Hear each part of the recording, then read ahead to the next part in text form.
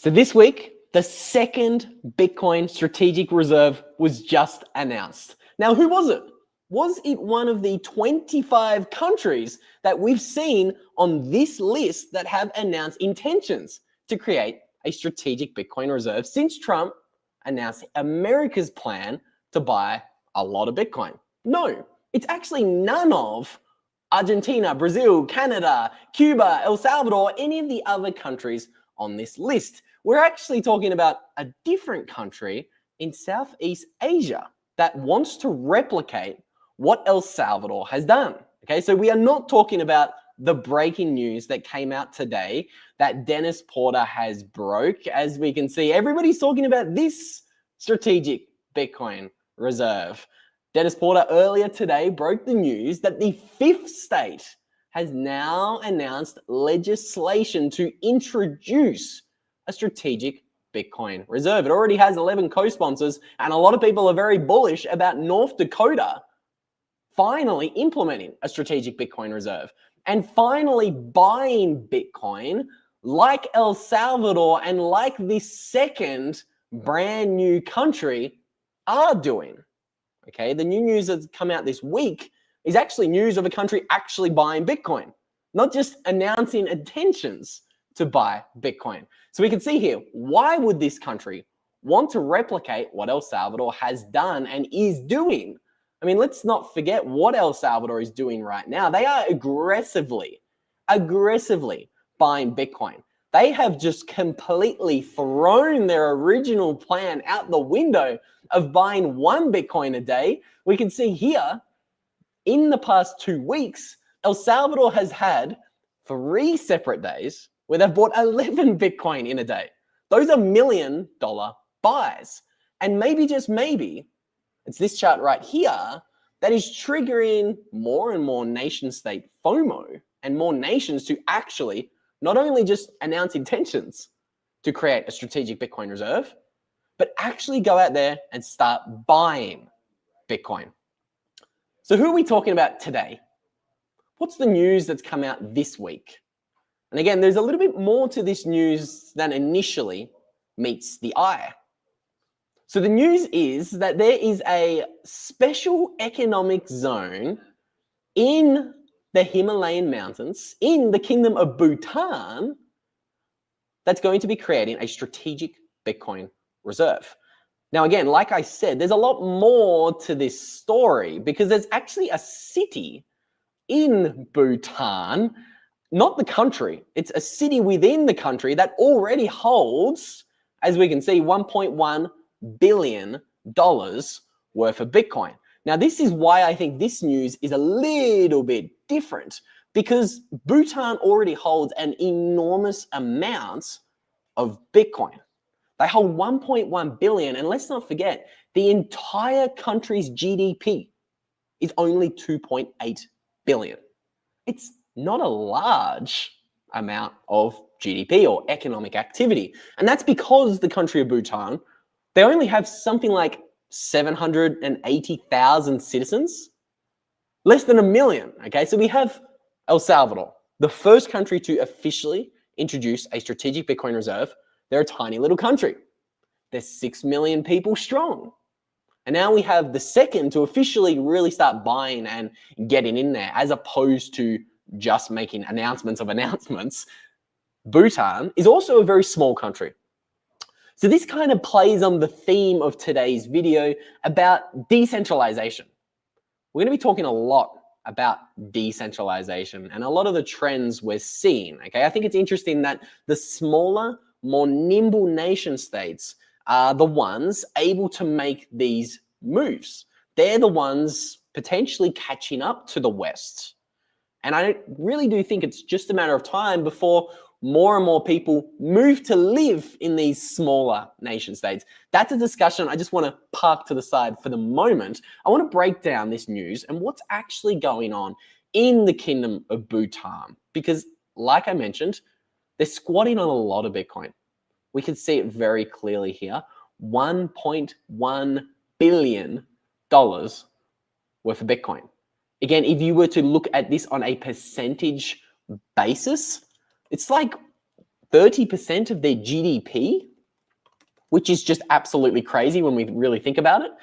If America wanted to accumulate an equivalent size position, that would look something like an $8-9 trillion investment into Bitcoin. And we all know that that is absolutely not possible because the entire Bitcoin network is less than $2 trillion.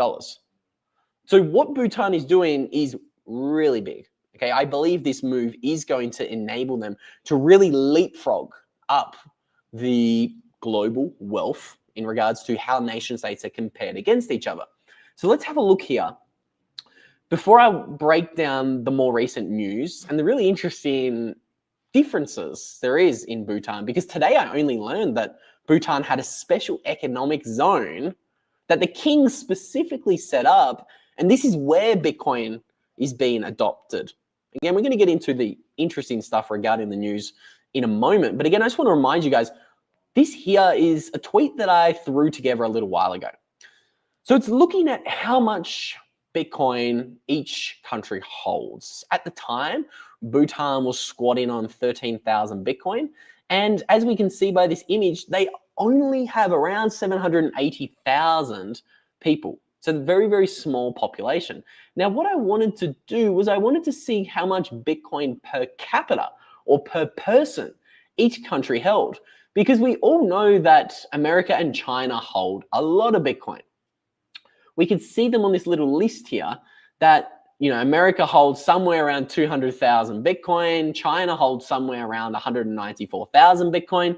Again, who knows how much Bitcoin America holds right now with all of the recent news? Did they just dump 69,000 coins? There's a lot of speculation about that. We might break that down in a future video. But let's just assume they hold around 200,000 Bitcoin. Let's run with the maths that we have right here. So America is holding $37 worth of Bitcoin per person. China is actually only holding $8 of Bitcoin per person. Again, that might shock some people, but let's not forget China has a 1.4 billion person population. So yes, they're squatting on nearly 1% of the entire Bitcoin supply. They've got 194,000 coins. But when you break it down, its position isn't quite as big as a lot of people think. And then we get into some interesting numbers. We can see Bhutan. Yes, they only hold 13,000 Bitcoin. China and America hold, 15 times more Bitcoin than Bhutan. But because Bhutan only has that tiny population of 782,000 people, the country and each citizen of Bhutan actually holds somewhere around $1,000 of Bitcoin each. Again, compare that to China, who holds $8 of Bitcoin each for each person when we really run the maths and run the numbers. I think this is something that a lot of people miss regarding Bhutan. Their per capita investment or their per capita amount of Bitcoin is actually massive. As Nelson in the chat says, the numbers are astounding. They shocked me as well, Nelson. I was very surprised when I saw these numbers. I didn't believe them. I had to double check my maths twice and thrice. I did not know what was going on. Okay, but we can see here, El Salvador sitting on $55 of Bitcoin per person. So I think it's interesting that El Salvador actually holds more Bitcoin per person than America. I think that's huge. I think that's really interesting. I think that is potentially a little bit of a signpost, so to say. I think it's a signpost of things to come. Okay, because I want to get back into the news and really break down what's going on with this recent announcement in a Bhutanese city in a moment. But I want to really double click on this theme of decentralization and the little guy getting a leg up in the Bitcoin market and just simply using Bitcoin to get a leg up. Because we're seeing it on a nation state level. So the little guy, the little nation states like El Salvador and Bhutan, they're getting a leg up by using this technology that fundamentally empowers the little guy. But it is also going to empower the individual. So again, we can see here El Salvador, this isn't just speculation, what I just said. El Salvador is getting a leg up. Their treasury has appreciated by $570 million since implementing the Bitcoin strategy. So it's very clear that Bitcoin is empowering the little guy right now. But right now, we're kind of seeing this pushback and this blowback. And we're seeing not only people using Bitcoin and freedom technology to empower themselves at the nation state level, but we're seeing it at the individual level. Now, again, this tweet I saw today really got me scratching my head. I was like, what is going on here? So right now in Britain, hundreds of British citizens, including journalists, are reporting that they've been visited by police this weekend regarding what they post on Twitter. I thought that can't be true. It can't be. So I did a little bit of digging and it's true. People are literally having their doors knocked on. I was going to say kicked in, but knocked on by police in the UK, a G7 country, because of what they say on social media. Again, we're fed this narrative, especially in the West, in Australia, the UK, Europe, America, Canada. Oh boy, don't get me started on Canada. We're fed this narrative that we're blessed. We're lucky to be living in the country that we were born in. We're fed this narrative that we have democracy, free speech, rights for every citizen, right? That's what they tell us. But I think reality is slowly but surely drifting from that narrative. And I think it has been drifting for multiple decades, but I think 2020 in particular made it clear that the most quote unquote democratic countries in the world are no longer the safe havens they used to be. Think about Canada for a moment. They were ranked as being the 5th most democratic country in the entire world. Think about how many citizens' rights you had in Canada during 2020, 2021, even 2022. Let's not forget the story of a pregnant lady having her bank account closed in Canada for donating money to something called a freedom convoy. A freedom convoy. That's right. A pregnant lady had her bank account closed and she could not make mortgage payments because she donated $50 to a freedom convoy in the 5th most democratic country in the entire world. I think it's becoming clear that rights, civil rights, all of the quote unquote democracy we're supposed to have could maybe, again, I don't want to make any bold assertions, but maybe, just maybe, could be a little bit of an illusion, which is why I'm so bullish on Bitcoin and this broader decentralized movement that is going on all around the world today. Okay, thank you, Jeff, for the correction. The United States lives in a constitutional republic, not a democracy. That's very true. I agree. I apologize if I misspoke. But I think the broader message is accurate, that people are fed up with the illusion of rights and constitutional protections that we're told we have, when in reality, what's actually happening in reality is very different. And this is why people all around the world are moving out of Western nation states at a pretty accelerated rate. We can see by this chart right here, this is actually measuring the number of digital nomads. So a digital nomad is somebody who has said adios to their home country and they're working and they're living remotely somewhere around the world. And we can see this trend is going exponential. We can see that before 2020, in 2018, there was 4.8 million digital nomads around the world. And again, I want to really highlight the trend and how long this took to grow, because I like to kind of think about this, digital nomad remote work revolution as beginning in the year 2000. That's really when the internet kicked off. Again, technology was very slow. There was no smartphones. Computers were very rudimentary. It's still very difficult to work remotely in the 2000s, but there was definitely less than 1 million people working remotely in the year 2000. So it took us between the years 2000 and 2018, it took us 18 years to have 4.8 million digital nomads who said, you know what, I've had enough. I'm sick of this illusion in the West. I'm going to go and live and work remotely. It was a very fringe idea pre-2018. 4.8 million people, that's nothing. That's less people than live in El Salvador. It's not many people. It's not a strong economic majority, so to say, okay? But let's have a look at what happened to that trend after 2018. We could see every single year since 2018, on average, this trend is growing by more than 5 million people per year. No, it's not a typo. I didn't misspeak. It took us 18 years to get 5 million digital nomads in total. 18 years. And then every year since 2018, we've seen 5 million additional new digital nomads say, yeah, you know what? Canada, the 5th most democratic country in the world? I don't think so.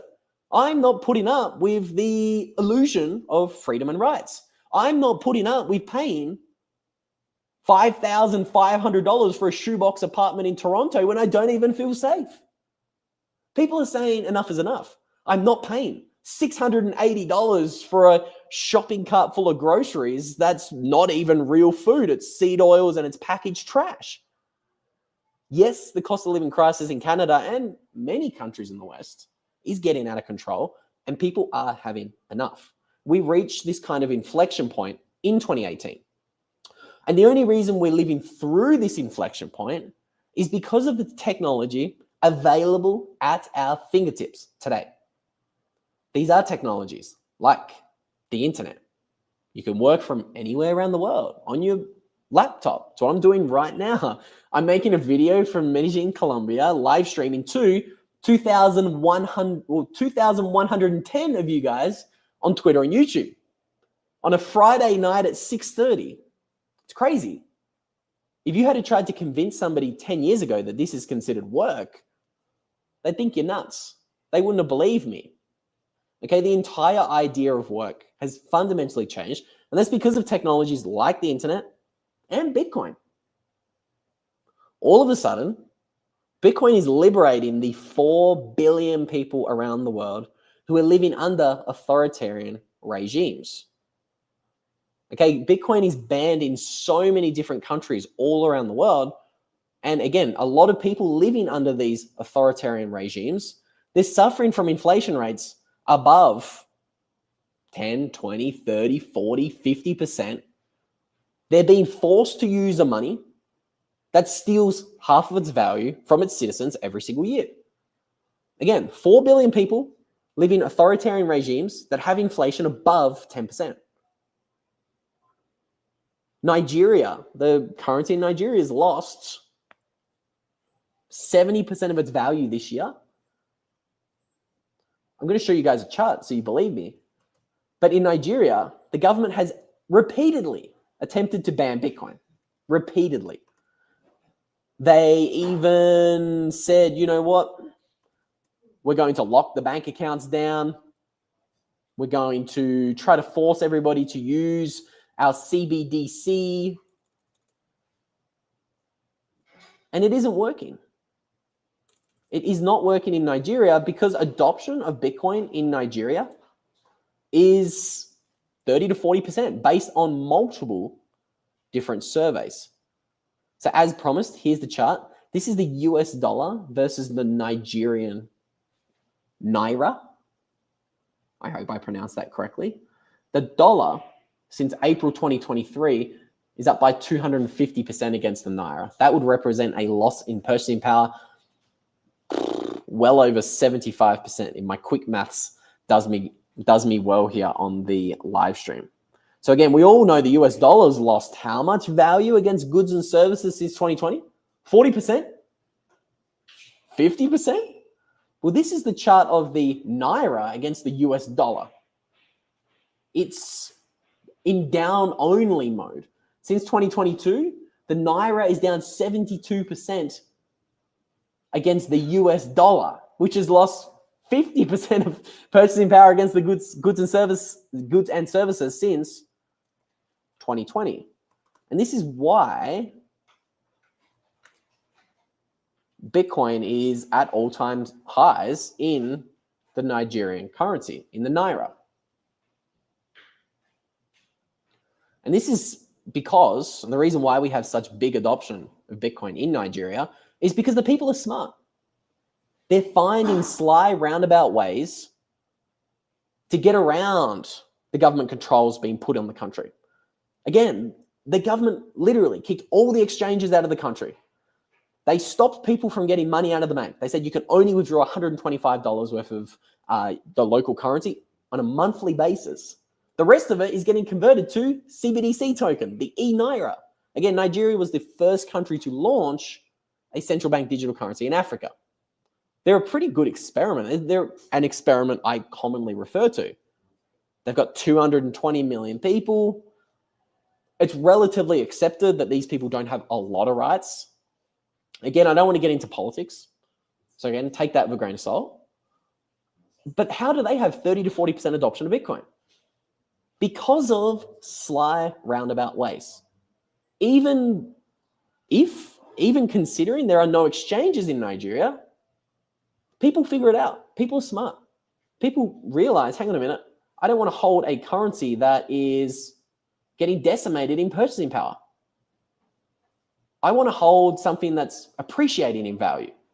And despite Bitcoin being banned, people figure it out. And people are figuring it out all around the world. People are figuring out these sly, roundabout ways to buy Bitcoin. Now, I want to talk about how Bhutan is buying Bitcoin, because they're doing it in a different way to how a lot of the little guys are buying Bitcoin in these authoritarian regimes. In a moment here, we're going to get back to Bhutan. But again, I would like to just remind you guys, one of the great solutions that has been created is, of course, these really cool little Azteco Bitcoin vouchers. They are being used by people all around the world to buy small amounts of Bitcoin. Like I said a moment ago, a lot of these countries don't have exchanges, but all of a sudden, Bitcoin can be made easy with these Azteco Bitcoin vouchers. They are the simplest way to get Bitcoin. You don't need any accounts. You don't need a bank account. There's no hassle. With Azteco, you can buy Bitcoin vouchers in over 190 countries, starting at as little of a $10 purchase. It's kind of like a prepaid gift card, but instead of the points or store credit, you redeem it for real Bitcoin instantly. And here's the best part. You don't need to create an Azteco account or even download an app, okay? You don't need to do that. You definitely don't need to do that. What you can do with Azteco is you can literally buy Bitcoin with cash. Well, first you buy the voucher. You can grab that voucher online or at a local shop. You redeem it in seconds and the Bitcoin is yours. You can go out there, you can use that Bitcoin and you can spend it. You can save it, or even you can send it to someone else. You can move it to whatever wallet you want to move it to. And I think it's a really, really cool solution that a lot of you guys should check out. Okay, especially if you're buying little amounts of Bitcoin. It makes it effortless. You redeem the voucher, you send your Bitcoin to any wallet, no questions asked. Really? I actually kind of think it's perfect to get small amounts of Bitcoin for everyday use. So you can use that to pay your bills, even orange pilling friends and family. That's something we all want to do. So again, if you're interested in getting small amounts of Bitcoin from literally anywhere around the world, again, 190 countries, why wait? Make Bitcoin simple with Azteco, and you can visit the link to Azteco in the description of today's show, and you can get started buying Bitcoin and learning more about Bitcoin and enjoying the 30 to 40% of the Nigerian population using Bitcoin in a peer-to-peer manner. That's the beautiful thing about Bitcoin adoption in Nigeria. It is peer-to-peer. Now let's jump back on over to the Kingdom of Bhutan and their enormous $1.1 billion stack of Bitcoin. And in particular, the new news of Bhutan and what they've done with Bitcoin. Because there's some interesting caveats or differences in this piece of strategic Bitcoin reserve adoption. It's very different to what a lot of the other countries are doing. And they're not only adopting Bitcoin, sadly, very sadly. So I want to jump over here. We can see Bhutan City is building strategic cryptocurrency reserves. Again, let's focus on Bitcoin. We can have a look at the news here. They have a mindfulness city, GMC, Jelifu Mindfulness City, and they're creating the strategic Bitcoin reserve. The reserve aims to strengthen the region's economic stability while exploring opportunities in Bitcoin mining. So this was announced on January 8th. This is literally 2 days ago. This is fresh news. That's why I'm bringing it to you at 6:40 on a Friday night while some people are drinking. I wanted to really break down what's going on in Bhutan because it's a fascinating little story. And it's, again, I think it's interesting because we're actually getting movement. We are now getting confirmed buying of these countries who already hold a lot of Bitcoin. They're accelerating their Bitcoin buying. Bhutan looks to be moving in a bigger way to Bitcoin. El Salvador, another first mover, is also accelerating their Bitcoin buying. Look at these massive 3 days of 11 Bitcoin purchases just in the past 3 weeks. After buying a Bitcoin a day for literally, 2 years since 2022? I believe El Salvador's been buying a Bitcoin a day. They're buying. And now Bhutan looks to be increasing or moving even deeper into Bitcoin. I think this is something we need to be paying very, very, very close attention to. Now, again, what does the region look like? Well, let's take a look at this tweet over here. Again, I do believe pictures can paint 1,000 words. This is the little city, the mindfulness city. Yes, that's what they call themselves, the mindfulness city that is adopting Bitcoin. And they're copying what's happening at the federal level. And now what I think is interesting is this is actually a special economic zone. This is kind of like, there's a special economic zone in, where is it, Prospera in Honduras. And they're very bullish on Bitcoin. And now we kind of have one of these special economic zones in the Kingdom of Bhutan, which was created by the king. And I think it's really interesting that it appears this is going to be the first individual city in Bhutan to officially make the jump into Bitcoin. Now, let's not forget, Bhutan has been in Bitcoin for a long time now. I want to jump on over to this article here and just remind you guys that the Kingdom of Bhutan's been mining Bitcoin since 2017. That's right. They started in 2017 when Bitcoin was under $5,000 a coin, leveraging their hydroelectric power. And they've profited, as this article says, 20-fold on their mining investments, with Bitcoin price currently at 100K. So this is just yet another example, now at the nation state level, of a country benefiting from these decentralizing technologies. It's not only the big nation states benefiting from Bitcoin, it's the little guy as well. Just want you guys to remember that, because a lot of people skeptical of the big guys getting into Bitcoin, like BlackRock, all of the ETFs, all of the pension funds, all of the public corporations. A lot of people are saying this is bad for Bitcoin. It's centralizing Bitcoin. Let's not forget, the little guy has had access to Bitcoin, and they've been able to front run Bitcoin for the past, they've been front running the big guy for 16 years. I always like to remind you guys of that. Bitcoin is money for everyone. It's money for enemies. If you consider ETFs enemies, Bitcoin's for them as well. And I believe it was always an inevitable path that Bitcoin adoption would take. Bitcoin would inevitably be adopted by the big guy. If it's going to be the global reserve currency of the world, it will be adopted by everyone. It looks as if we've got a lot of the regulars in the chat here tonight on a Friday night.